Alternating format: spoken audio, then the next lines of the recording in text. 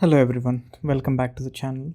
Today I'm comparing the iPhone 13, 16e, 17, 17 Pro and 17 Air.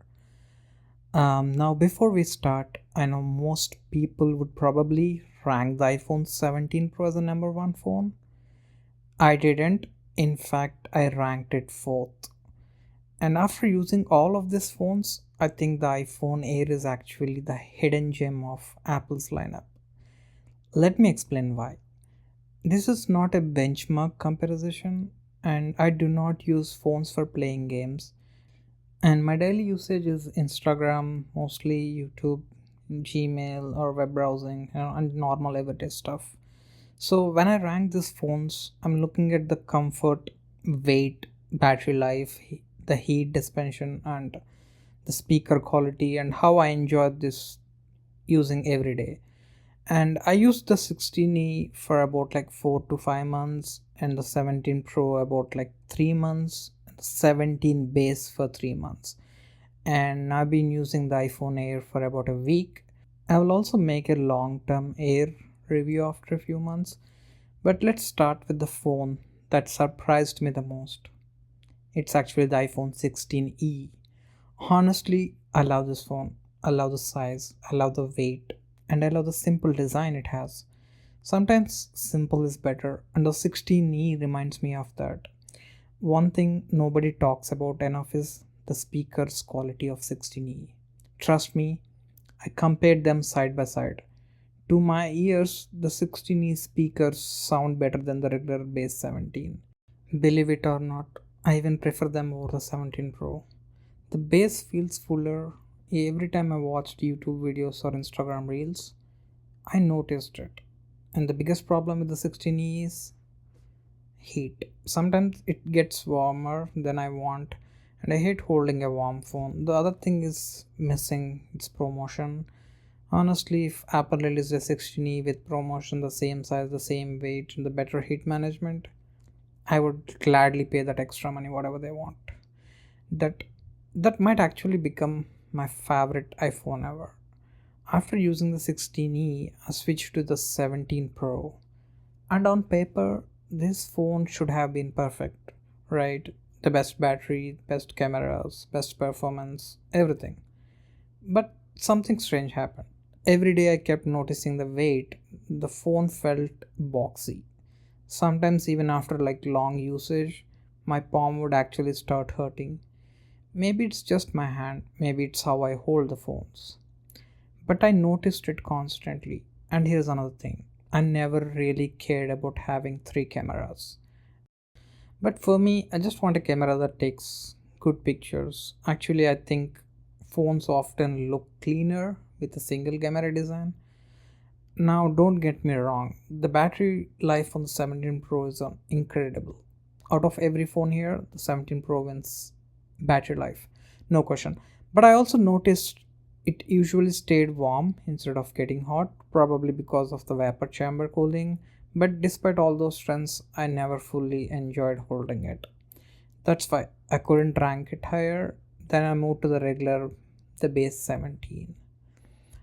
This phone fixed a lot of what I didn't like about the Pro. It felt better in the hand, it didn't feel as boxy, and it was easier to use. Honestly, for most people, I think this is the safest phone to buy. It's balanced, good battery, good cameras, display, performance, everything is just solid. But after a while, I found myself wishing it was lighter. It's not heavy, but after using the 16e, I noticed those extra grams matter. And if Apple had the 17 around 165 grams, like similar to 16e, I honestly think I would have stayed with it. I probably never would have switched. I also noticed it got warmer sometimes, not terrible, but enough to me notice. Again, I don't play games, so when a phone gets warm while doing normal everyday tasks, it stands out to me. And that brings me to the iPhone Air. I've been only using it for about a week, so these are just my first impressions. But right now, I think it's Apple's hidden gem. The first thing I noticed was the weight.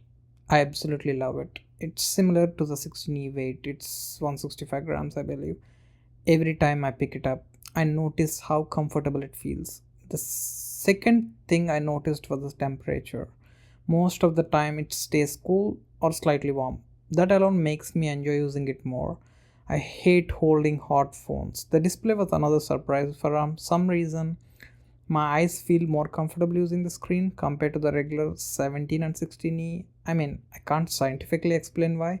It's just something I noticed. The 6.5 inch size is taking some adjustment because I usually prefer smaller phones.